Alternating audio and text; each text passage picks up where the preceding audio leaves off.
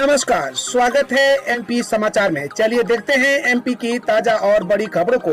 इससे पहले आप एमपी के किस जिले से न्यूज को देख रहे हैं, हमें कमेंट बॉक्स में जरूर बताएं। साथ ही डेली खबरों से अपडेट रहने के लिए चैनल को सब्सक्राइब कर बेल आइकन को दबाना बिल्कुल ना भूलें। कांग्रेस अध्यक्ष को लेकर बीडी शर्मा का कटाक्ष, परिवार का नहीं तो दरबारी आएगा।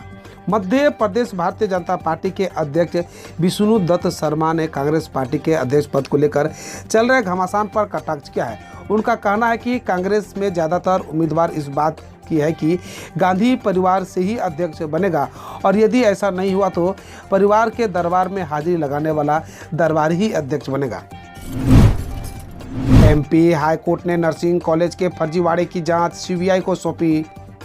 एमपी हाईकोर्ट ने नर्सिंग कॉलेज फर्जीवाड़े की जांच सीबीआई को सौंप दी है। कल मामले की सुनवाई के लिए इंडियन नर्सिंग काउंसिल के सचिव और एमपी के डायरेक्टर मेडिकल एजुकेशन कोर्ट में उपस्थित हुए। मामले की अगली सुनवाई 5 जनवरी को होगी। उससे पहले सीबीआई को अपनी रिपोर्ट सौंपनी होगी। ऊर्जा मंत्री के जिले में किसान बिजली समस्या से बेहाल, बंगले का घेराव कर दी बड़ी चेतावनी। दिया तले अंधेरा वाली कहावत तो अपने सुना ही होगा। ऐसे ही कुछ ऊर्जा मंत्री प्रद्युम्न सिंह तोमर के ग्वालियर में किसानों के साथ हो रहा। हम ये कोई आरोप नहीं लगा रहे, बल्कि ये उन किसानों की आवाज़ है जो लंबे समय से बिजली समस्या से जूझ रहे हैं। कल उन्होंने ऊर्जा मंत्री प्रद्युम्न सिंह तोमर के बंगले का घेराव कर अपना आक्रोश जताया। किसानों ने चेतावनी दी है कि यदि वे अंधेरे में सोएंगे तो मंत्री जी को भी आराम से नहीं रहने देंगे। सीएम शिवराज ने शहीद मनीष विश्वकर्मा की प्रतिमा का अनावरण किया। परिवार को 1 करोड़ सम्मान निधि और शासकीय नौकरी। मुख्यमंत्री शिवराज सिंह चौहान ने घोषणा की है कि शहीद के परिवार को 1 करोड़ की सम्मान निधि दी जाएगी। ये घोषणा उन्होंने कल खुजनेर में अमर शहीद मनीष विश्वकर्मा की मूर्ति के अनावरण अवसर पर की। इस अवसर पर वहां मंत्री डॉक्टर मोहन यादव, विश्वास सारंग, सांसद रोडमल नगर और अन्य गणमान्य जनप्रतिनिधि उपस्थित थे। अक्टूबर में बदलेगा मौसम, 6 संभागों में बारिश के आसार, 15 जिलों में बिजली गिरने के अलर्ट जारी। मध्य प्रदेश में अक्टूबर में एक बार फिर मौसम में बदलाव देखने को मिलेगा। चक्रवाती घेरे के प्रभाव से 30 सितंबर तक हल्की से मध्यम बारिश होती रहेगी। एमपी मौसम विभाग ने कल बुधवार 28 सितंबर 2022 को 7 संभागों और 3 जिलों में बारिश की चेतावनी जारी की थी। वहीं 15 जिलों में गरज चमक के साथ बिजली गिरने और चमकने की चेतावनी जारी की है। अगले 3 से 4 दिनों में ग्वालियर व चंबल संभाग के हिस्सों में मानसून की विदा होने की संभावना है। डॉक्टर नरोत्तम मिश्र बोले, पीएफआई देश के लिए खतरा, इसलिए प्रतिबंध लगाया। प्रदेश के गृह मंत्री डॉक्टर नरोत्तम मिश्र ने कहा कि पीएफआई संगठन देश की आंतरिक सुरक्षा के लिए खतरा बन गया था, इसलिए उस पर प्रतिबंध लगाया जाना जरूरी था। पीएफआई पर तो प्रदेश में नकेल कस दी गई। उनके सहयोगी स्लीपर सेल भी हमारे निशाने पर है। उनके खिलाफ कार्रवाई जारी रहेगी। राज्य सरकार का बड़ा फैसला, इस योजना में संशोधन, आयु सीमा बढ़ाई, युवाओं को मिलेगा बड़ा लाभ। मध्य प्रदेश के युवाओं के लिए बड़ी खुशखबरी है। प्रदेश की राज्य सरकार ने युवाओं के हित में अहम फैसला लिया है।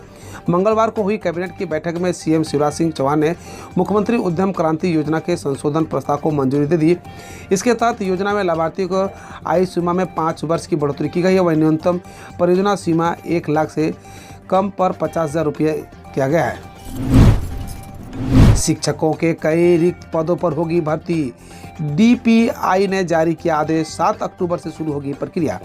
मध्य प्रदेश में अतिथि शिक्षकों की भर्ती का रास्ता साफ हो गया है। दरअसल शैक्षणिक सत्र 2022-23 में शासकीय स्कूल में अकादमिक और उच्च माध्यमिक विद्यालय में खेलकूद शिक्षकों के रिक्त पदों की पूर्ति के लिए अतिथि शिक्षकों की भर्ती की जाएगी। लोक शिक्षण संचालनालय के आदेश के तहत कई पदों पर अतिथि शिक्षकों की भर्ती होनी है। हालांकि इसके लिए पहले तारीख 21 सितंबर घोषित की गई थी, जिसे अब बढ़ा दिया गया है। शिक्षक भर्ती की प्रक्रिया अब 7 अक्टूबर से शुरू होगी। 80 करोड़ हितग्राहियों के लिए अच्छी खबर, मोदी सरकार ने दिया बड़ा तोहफा, बढ़ाई गई अवधि, मिलेगा फ्री राशन का लाभ। मोदी सरकार ने राशन कार्ड धारकों को बड़ी खुशखबरी दी है।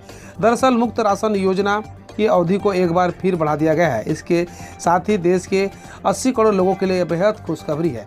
पीएम मोदी की अध्यक्षता में हुई कैबिनेट बैठक में प्रधानमंत्री गरीब कल्याण योजना को 3 महीने के लिए बढ़ा दिया गया। अब इस योजना के तहत राशन कार्ड धारकों को दिसंबर 2022 तक मुफ्त राशन की सुविधा उपलब्ध कराई जाएगी। केंद्र सरकार का बड़ा एक्शन, पीएफआई को 5 साल के लिए किया बैन। टेरर लिंक के आरोप में ऑल इंडिया इमाम काउंसिल समेत 8 और संगठनों पर भी एक्शन।